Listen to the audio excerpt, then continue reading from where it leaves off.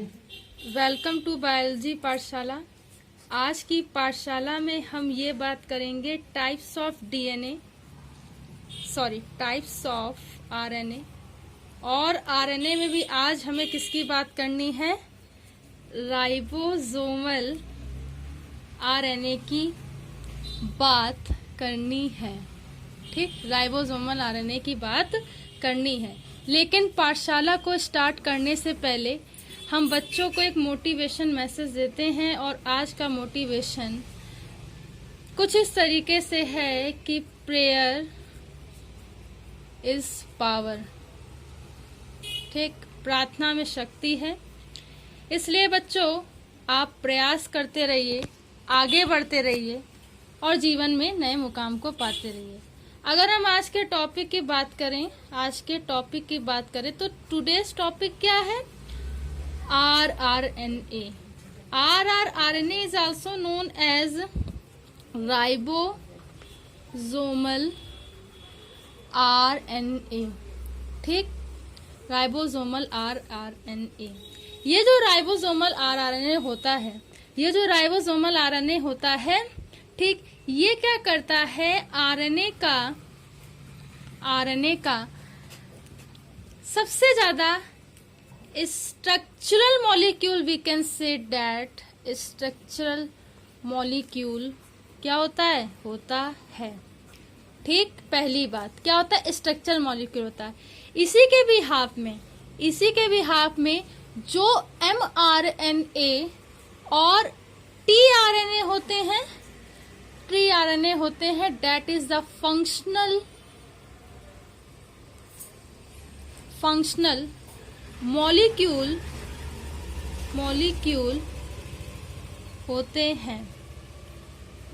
होते हैं।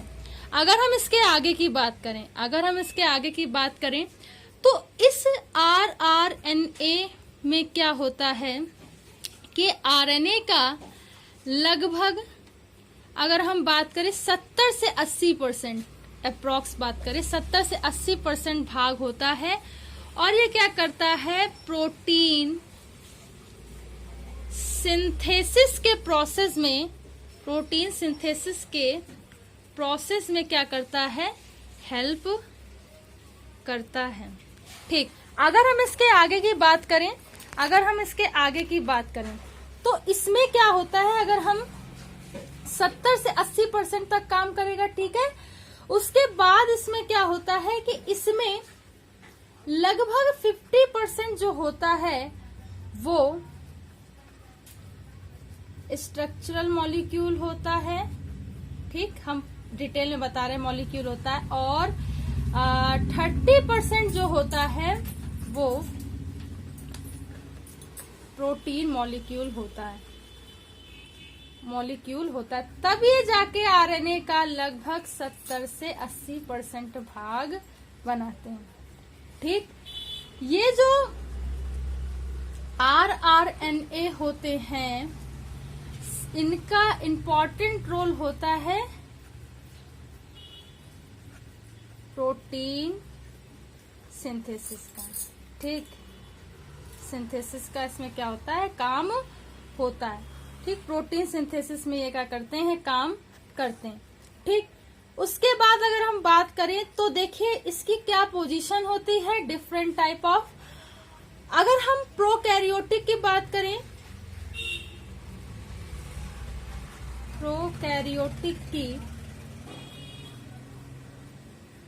करें तो इसमें 70 प्रकार के होते हैं। ठीक, 70 प्रकार के क्या होते हैं, राइबोसोम होते हैं। ठीक, इसकी कुछ सब यूनिट होती हैं। ये सब यूनिट क्या होती हैं, अगर इन सब यूनिट की बात करें तो ये सब यूनिट 50S और 30S में क्या होती है, डिवाइड होती हैं। ठीक, अगर हम यूकैरियोटिक की बात करें,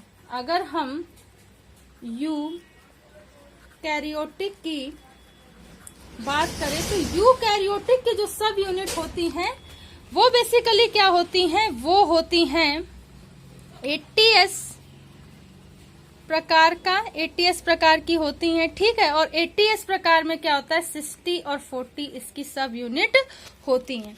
अगर हम आगे की बात करें तो इसमें क्या होता है, ठीक, इसमें इतनी यूनिट होती हैं और ये जो S होती है बेसिकली सब यूनिट होती हैं और इस सब यूनिट को क्या करते हैं,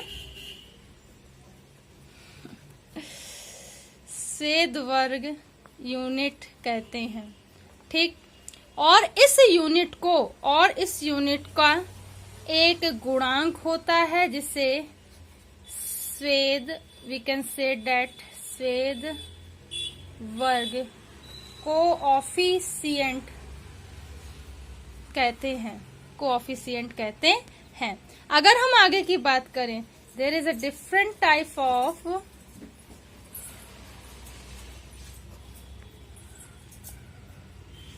अदर RNAs, ठीक। कौन कौन से होते हैं, सबसे पहले बात करें तो हम न्यूक्लियर RNA की बात करते हैं। न्यूक्लियर RNA,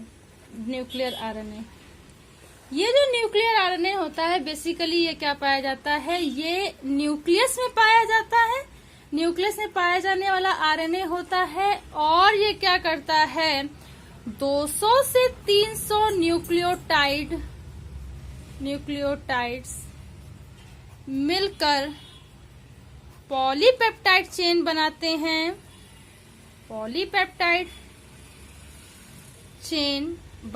हैं। और यह करते हैं प्रोटीन सिंथेसिस में पार्टिसिपेट करते हैं, ठीक। उसके बाद बात करें साइटोप्लाज्मिक RNA, ये क्या होता है basically, this RNA is found in a cytoplasm में पाया जाता है। साइटोप्लाज्म में क्या करा जाता है, पाया जाता है, ठीक।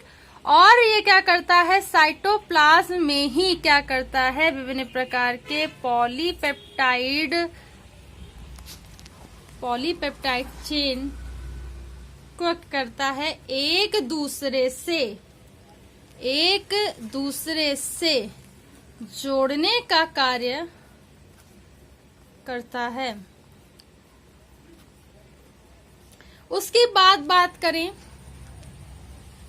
this is a gRNA and the genetic RNA, we can say that genetic RNA क्या होता है, जितने टाइप के वायरस होते हैं उसमें एज अ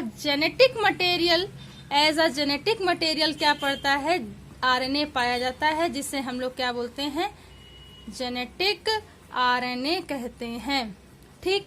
आगे की अगर हम लोग बात करें तो इस प्रकार के आगे हम बात करें, एक होता है एंजाइमेटिक RNA। बहुत सारे RNA जो होते हैं वो क्या करते हैं, एंजाइम के रूप में कार्य करते हैं, उसे क्या बोलते हैं, एंजाइम के फॉर्म में क्या करते हैं, फंक्शन करते हैं, उसे क्या बोलते हैं, एंजाइमेटिक RNA बोलते हैं। उसके आगे बोले कैटालिटिक RNA बहुत सारी क्रियाओं में, बहुत सारे प्रोटीन सिंथेसिस के प्रोसेस में, enzymatic protein synthesis, enzymatic activity के प्रोसेस में क्या होता है कि बहुत सारे RNA क्या करते हैं, फंक्शनल एक्टिविटी करते हैं। ऐसे RNA को कैटालिटिक RNA कहते हैं। और ये RNA जो होते हैं वो जैसे कि राइबो एंजाइम, आपने एक नाम सुना होगा, राइबो एंजाइम, ठीक, इस जैसे कि राइबो एंजाइम। तो इस तरीके से कुछ इसका आज का ओवरव्यू है। आज की पाठशाला में इतना ही। कल की पाठशाला में हम ये जानने का प्रयास करेंगे कि प्रोटीन सिंथेसिस का प्रोसेस कैसे होता है, कैसे उसका फंक्शन होता है, translation, it is also known as translation. और अगर आज की पाठशाला आपको समझ में आई हो तो इसे ज्यादा से ज्यादा लोगों तक शेयर कीजिए, सब्सक्राइब कीजिए। धन्यवाद।